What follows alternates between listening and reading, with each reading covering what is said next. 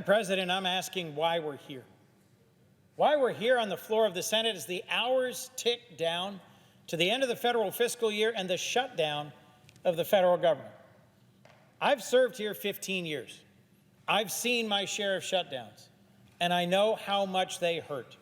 How much they hurt the men and women of our military, federal law enforcement, folks who serve and protect our country at home and abroad.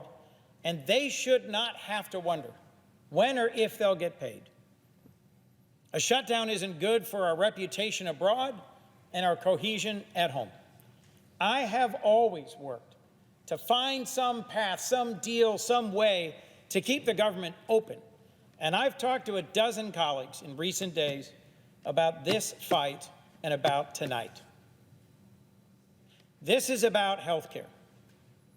This is about my party saying enough is enough.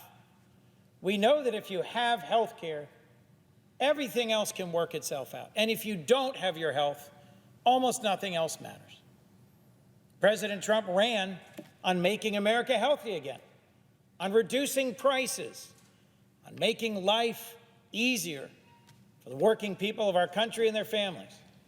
And instead, what we've seen is decision after decision, action after action by President Trump and the Republicans in Congress that raises prices on health care, on insurance, on drugs, on medications, whether it's the tariffs being imposed on prescription medications or the decision to end subsidies that keep health insurance affordable, or it's laying off thousands of researchers working to help cure pediatric cancer or address ALS or do research into HIV/AIDS, decision after decision that moves us in the wrong direction, that makes us sicker, poorer, and more divided. I'm usually one of the first to walk across the aisle and say, let's find a solution, let's find a way out of this, and I've been doing that in recent days, talking with colleagues. But I can't see a way forward if we can't change direction and together say to the people we serve, we want to help with your health care. We want to stop the cuts to NIH and CDC. We want to reduce the increases in health insurance costs. We want to help you and your family. In my home state of Delaware, emergency room wait times are too long. And as millions of Americans get thrown off of health insurance, they're going to go to the emergency room. And those wait times will get longer and longer for all of us. Next month, we're going to find out how much health insurance premiums go up.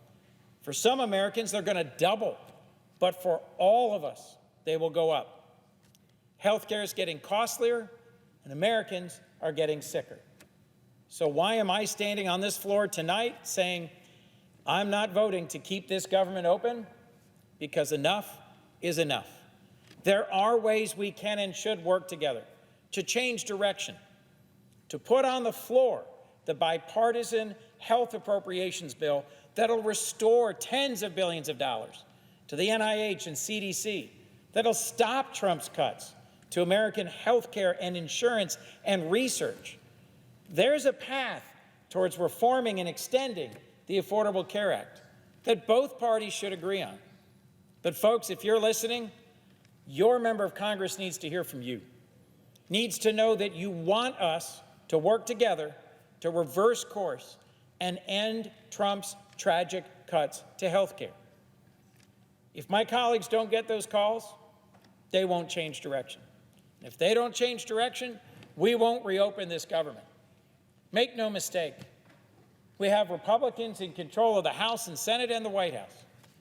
If they want to find a way forward that reduces the harm to Americans and our health care, we can. And I'll be one of the first to extend my hand to find that path. But if we don't change direction, we shouldn't reopen this government, because Americans have taken too many hits already, too much additional cost, too much cuts to health care research, too much increase to health insurance costs.